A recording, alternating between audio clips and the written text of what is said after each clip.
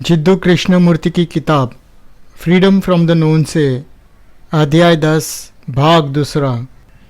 प्रेम विचार का उत्पाद नहीं है क्योंकि विचार अतीत का है। प्रेम सोच से विकसित या उत्पन्न नहीं हो सकती। प्रेम छुपा नहीं सकते और प्रेम ईर्ष्या में कभी नहीं फंस सकता क्योंकि ईर्ष्या अतीत की है। प्रेम हमेशा सक्रिय वर्तमान है। मैं प्यार करूँगा या मैंने प्यार किया है, यह प्रेम नहीं है। यदि आप प्रेम को जानते हैं तो आप किसी का अनुसरण नहीं करेंगे। प्रेम में किसी का हुक्म नहीं चलता।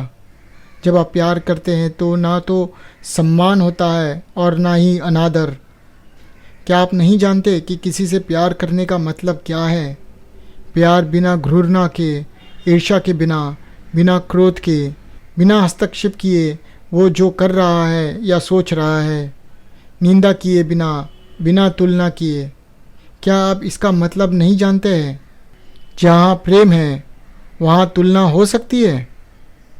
जब आप किसी से अपने पूरे दिल से, पूरे मन से, अपने पूरे शरीर के साथ, अपने संपूर्ण अस्तित्व के साथ किसी से प्यार करते हैं तो क्या तुलना है? जब आप पूरी तरह से अपने आप को उस प्यार में जाने देते हैं तो कुछ भी नहीं रहता। क्या प्यार में जिम्मेदारी और कर्तव्य है? और क्या यह उन शब्दों का उपयोग करेगा? जब आप कुछ करते हैं अपना कर्तव्य समझकर, तो क्या उसमें कोई प्यार है? कर्तव्य में प्रेम नहीं है। कर्तव्य की संरचना जिसमें मनुष्य पकड़ा जाता है उसे नष्ट कर रहा है। जब तक आप कुछ करने के लिए मजबूर हैं क्योंकि यह आपका कर्तव्य है, तो आप जो कर रहे हैं उससे प्यार नहीं हो सकता। जब प्यार होता है तो कोई कर्तव्य और कोई जिम्मेदारी नहीं होती है। अधिकांश माता पिता दुर्भाग्य से सोचते हैं कि वे अपने बच्चों के लिए जिम्मेदार हैं और उनकी जिम्मेदारी की भावना उन्हें ये बताने पर मजबूर करती है कि उन्हें क्या करना चाहिए और क्या नहीं करना चाहिए, उन्हें क्या बनना चाहिए और क्या नहीं बनना चाहिए। माता पिता चाहते हैं कि उनके बच्चे समाज में एक सुरक्षित स्थान बनाएं, जिसे वे जिम्मेदारी कहते हैं। वह उस सम्मान का हिस्सा है जिसकी वे पूजा करते हैं। और यह मुझे लगता है कि जहाँ सम्मान है वहाँ कोई ऑर्डर नहीं है। वे केवल एक मध्यम वर्गीय पूंजीवादी बनने से चिंतित हैं। जब वे अपने बच्चों को समाज के अनुरूप होने के लिए तैयार करते हैं तो वे युद्ध, संघर्ष और क्रूरता को बनाए रखते हैं। क्या आप उसे देखभाल और प्यार कहते हैं? वास्तव में देखभाल करना किसी पेड़ या पौधे की देखभाल करने जैसा है। उसे पानी देना, उसकी ज़रूरतों का अध्ययन करना, उसके लिए सबसे अच्छी मिट्टी डालना, सौम्यता और कोमलता से उसकी देखभाल करना। लेकिन जब आप अपने बच्चों को समाज के अनुरूप होने के लिए तैयार करते हैं तो आप उनकी मौत का फरमान लिखते हैं। यदि आप अपने बच्चों से प्यार करते हैं तो कोई युद्ध नहीं होगा। जब आप किसी ऐसे व्यक्ति को खो देते हैं जिसे आप प्यार करते हैं तो आप आंसू बहाते हैं। क्या आपके आंसू आपके लिए हैं या जो मर चुका है उसके लिए? क्या आप अपने लिए रो रहे हैं या दूसरे के लिए? क्या आप कभी दूसरे के लिए रोए हैं? क्या आप कभी अपने बेटे के लिए रोए हैं जो युद्ध के मैदान में मारा गया था? तुम रोए हो, लेकिन क्या वे आंसू आत्मदया से बाहर आए हैं या तुम रोए हो क्योंकि एक इंसान मारा गया है? यदि आप आत्मदया से रोते हैं तो आपके आंसू का कोई मतलब नहीं है क्योंकि आप अपने बारे में चिंतित हैं। यदि आप इसलिए रो रहे हैं क्योंकि आपने उस व्यक्ति को खो दिया है जिसमें आपने बहुत स्नेह और प्रेम निवेश किया है, तो ये वास्तव में स्नेह नहीं था। जब आप अपने मरे हुए भाई के लिए रोते हैं तो उसके लिए रोइए। अपने लिए रोना बहुत आसान है क्योंकि वो चला गया है।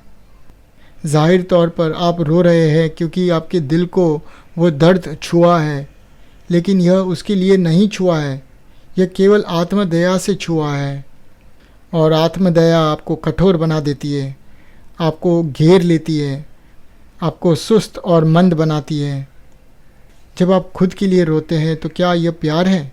रोना क्योंकि आप अकेले हैं, क्योंकि आप छोड़ दिए गए हैं, क्योंकि आप अब शक्तिशाली नहीं हैं। आपकी तकलीफ़ों के बारे में बताना, अपने पर्यावरण पर दोष डालना। हमेशा आप आंसू में रहते हैं। यदि आप इसे समझते हैं, जिसका अर्थ है कि इसके संपर्क में तत्काल आना, जैसे कि आप सीधे एक पेड़ या एक खंभे या एक हाथ को छूते हैं, तो आप देखेंगे कि दुख स्वनिर्मित है, दुख विचार द्वारा निर्मित है, समय का परिणाम दुख है। मेरे पास 3 साल पहले मेरा भाई था, अब वो मर चुका है।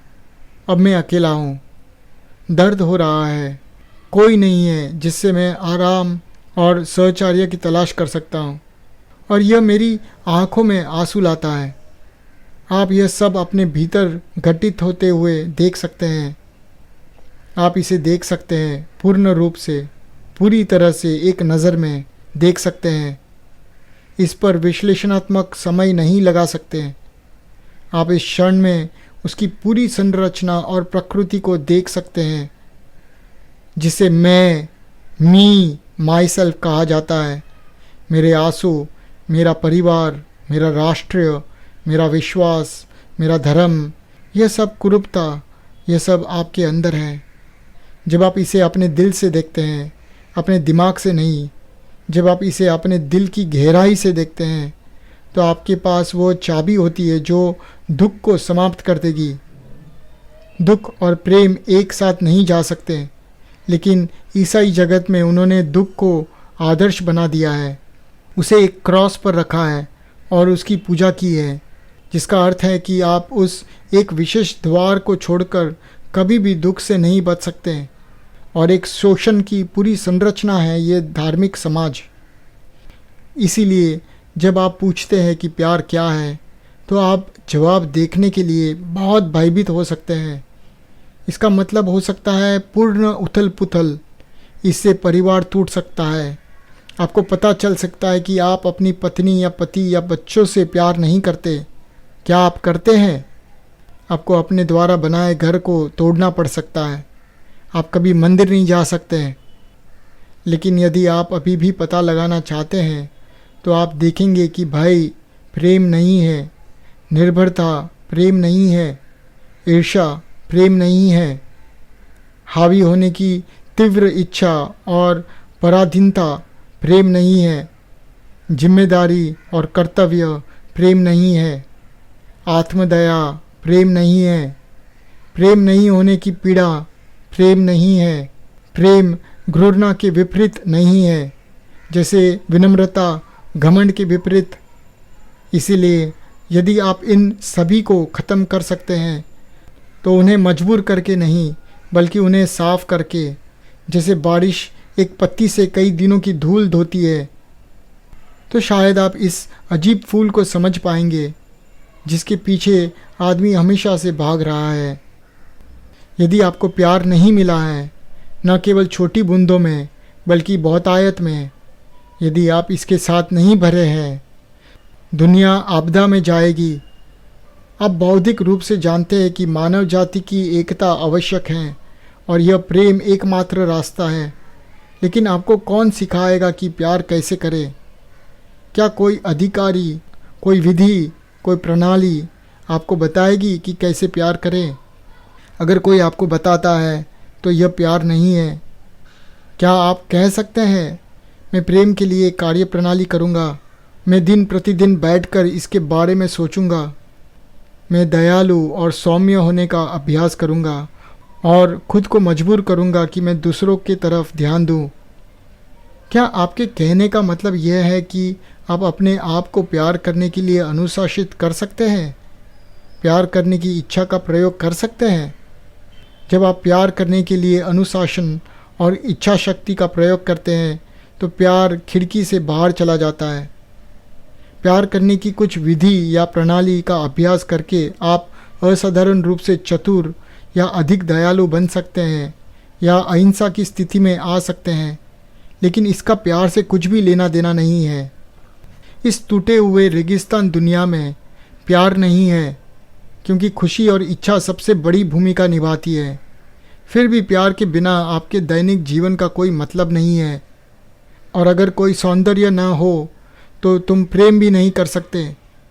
सुंदरता कोई ऐसी चीज़ नहीं है जिसे आप देखते हैं, एक सुंदर पेड़ नहीं, एक सुंदर तस्वीर, एक सुंदर इमारत या एक सुंदर महिला। सुंदरता तभी होती है जब आपका दिल और दिमाग जानता है कि प्यार क्या है। प्यार के बिना और सुंदरता की भावना के बिना कोई गुण नहीं है। और आप अच्छी तरह से जानते हैं कि आप भले कुछ भी कर लें, समाज में सुधार करेंगे, गरीबों को खाना खिलाएंगे, आप केवल अधिक शरारत पैदा करेंगे। क्योंकि प्यार के बिना केवल कुरूपता और गरीबी है आपके खुद के दिल और दिमाग में। लेकिन जब प्यार और सुंदरता होती है तो आप जो भी करते हैं वो सही होता है, आप जो भी करते हैं वो क्रम में होता है। यदि आप जानते हैं कि कैसे प्यार करना है तो आप वह कर सकते हैं जो आपको पसंद है, क्योंकि यह अन्य सभी समस्याओं को हल करेगा। तो हम इस बिंदु पर पहुंचते हैं, क्या मन बिना अनुशासन, बिना विचार, बिना परिवर्तन, बिना पुस्तक, किसी शिक्षक या नेता के प्यार पर आ सकता है? जैसे एक सुंदर सूर्यास्त पर आते हैं। एक मन जो खोज रहा है वो भावुक मन नहीं है, और बिना खोज के उस प्यार पर आना एकमात्र तरीका है। अनजाने में उस पर आना, और किसी भी प्रयास या अनुभव के परिणाम के रूप में नहीं। ऐसा प्रेम तुम पाओगे समय में नहीं है। इस तरह का प्यार व्यक्तिगत और अव्यक्तिगत, एक और अनेक दोनों तरह का होता है। उस फूल की तरह जिसमें इत्तर है, आप उसे सूंघ सकते हैं या उसे पारित कर सकते हैं। वह फूल सबके लिए है, और उसके लिए भी है जो गहरी सांस लेने की तकलीफ़ उठाता है और उसे आनंद के साथ देखता है। चाहे कोई बगीचे में बहुत पास हो या बहुत दूर, फूल के लिए यह एक समान है, क्योंकि यह उस इत्तर से भरा है और इसीलिए यह हर किसी के साथ इसको साझा कर रहा है। प्यार एक ऐसी चीज़ है जो नया, ताज़ा, जीवित है। इसका ना कोई आने वाला कल है और ना कोई भूतकाल। यह विचार की उथल पुथल से परे है। यह केवल निर्दोष दिमाग है जो जानता है कि प्यार क्या है, और निर्दोष दिमाग इस दोषी दुनिया में रह सकता है।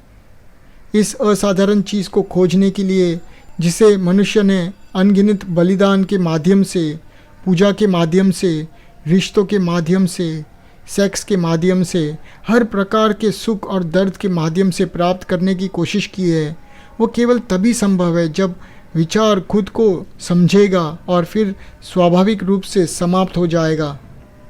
फिर प्रेम का कोई विपरीत नहीं है, प्रेम का कोई विरोध नहीं है। आप पूछ सकते हैं, अगर मुझे ऐसा प्यार मिलता है तो मेरी पत्नी, मेरे बच्चों, मेरे परिवार का क्या होता है? उनके पास सुरक्षा होनी चाहिए। जब आप ऐसा प्रश्न रखते हैं तो आप कभी भी विचार के क्षेत्र से, चेतना के क्षेत्र से बाहर नहीं निकल पाए। जब एक बार आप उस क्षेत्र से बाहर हो जाएंगे तो आप कभी भी ऐसा सवाल नहीं पूछेंगे, क्योंकि तब आपको पता चलेगा कि प्यार क्या है, जिसमें कोई विचार नहीं है और इसीलिए कोई समय नहीं है। आप इसे मंत्रमुग्ध और मोहित होकर पढ़ सकते हैं, लेकिन वास्तव में विचार और समय से परे जाने के लिए, जिसका अर्थ है दुख से परे जाना, ये जानना है कि प्यार नामक एक अलग आयाम है। लेकिन आप नहीं जानते कि इस असाधारण फव्वारे पर कैसे आना है। तो आप क्या करते हैं? यदि आप नहीं जानते कि क्या करना है तो आप कुछ भी नहीं करते हैं, है ना? बिल्कुल कुछ नहीं। तब भीतर में तुम बहुत चुप हो जाते हो। क्या आप समझते हैं कि इसका क्या मतलब है? इसका मतलब है कि आप खोज नहीं रहे, कुछ नहीं चाहते, ढूंढ नहीं रहे, कोई केंद्र नहीं है। फिर प्यार है।